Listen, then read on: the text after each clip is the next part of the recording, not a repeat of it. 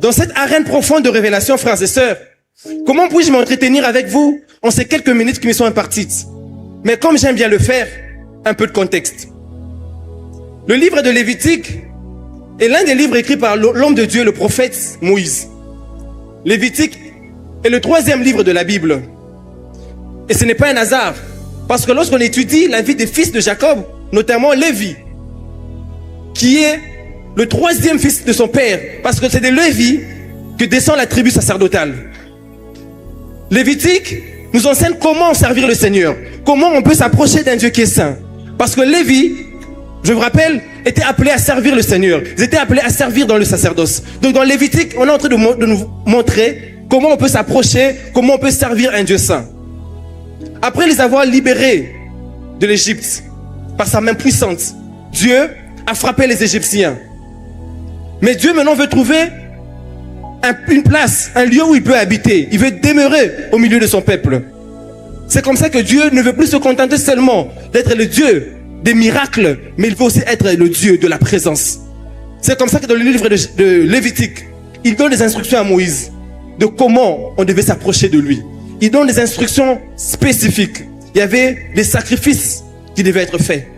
Il y avait certaines catégories de personnes qui pouvaient s'approcher. Il y avait même une tribu particulièrement qui avait le droit de s'approcher et servir dans le sacerdoce. Il y avait des rituels qui devaient être concoctés afin de servir le Dieu saint. Mais la question se pose, pourquoi autant de contraintes? Pourquoi autant de conditions? Pourquoi autant de précautions pour s'approcher du Dieu saint? Sans aucun doute, frères et sœurs, c'est à cause du péché. Le péché qui, depuis Éden, a créé une séparation entre Dieu et l'homme. Le péché a créé une séparation entre Dieu et l'humain. C'est comme ça que, arrivé dans la portion des Écritures que je viens de vous lire, Dieu, on est en train de voir la consécration d'Aaron et de ses fils.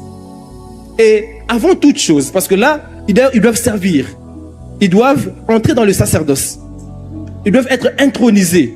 Mais une chose, avant toute chose, Moïse prend le soin de les laver. Et ce lavage n'était pas que, je dirais pas, c'était pas que les pieds ou les mains, non. C'était de manière complète, un lavage complet. On les lavait tout le corps. Et ce lavage avait un caractère public, solennel. C'était devant tout le monde. Parce qu'avant de servir le Seigneur, le premier pas commence d'abord par le lavage. J'aimerais le répéter à quelqu'un, le premier pas, avant de servir le Seigneur, commence par le lavage. N'est-il pas là le schéma de Dieu? Même pour nous, enfants de Dieu, après avoir cru en Jésus, nous sommes passés par les eaux de baptême. Parce qu'on devait être purifiés. Donc, il devait être purifié par ce lavage-là. Mais après le lavage, frères et sœurs, j'aimerais maintenant parler d'un point important. Suivez-moi attentivement parce que ce point est sur le point de vous bénir. On voit Moïse qui les prend maintenant. Après les avoir lavés, il doit les vêtir des vêtements sacerdotaux. Et parmi les vêtements sacerdotaux, il y avait les fautes. Quelqu'un dit avec moi les fautes. Quelqu'un dit encore avec moi les fautes. Parce que lorsqu'on étudie les fautes, pasteur Mike, de manière plus approfondie, cela cachait la destinée prophétique du Messie. Oui. Lorsqu'on étudie les fautes cachaient la destinée prophétique du Messie. Parce que les fautes, Dieu dit, sera composé de 5 éléments. La gloire, donc l'or, premièrement. Deuxièmement, le bleu, le fil bleu.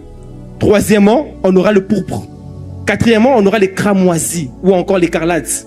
Et cinquièmement, il y aura le fin lin rétort ou le fin lin blanc. Alors, cela veut dire quoi? Lorsqu'on parle de l'or, l'or représente généralement la gloire. Lorsqu'on parle du bleu, dans notre contexte ici, le bleu renvoie au ciel. Lorsqu'on parle du pourpre, le pourpre c'est le violet. Le violet symbolise la royauté. Et lorsqu'on parle du cramoisi ou de l'écarlate, l'écarlate c'est le sang. Et le fin lin rétort, ici symbolise la pureté ou la justice. Le message prophétique caché c'est lequel? Lui qui vivait dans la gloire, or, il est descendu du ciel bleu, comme le roi de rois pourpre. Son sang devait couler afin de sauver le monde sans. Oh, parce qu'il était pur et sans péché. Oh mon Dieu, j'aimerais le répéter à quelqu'un.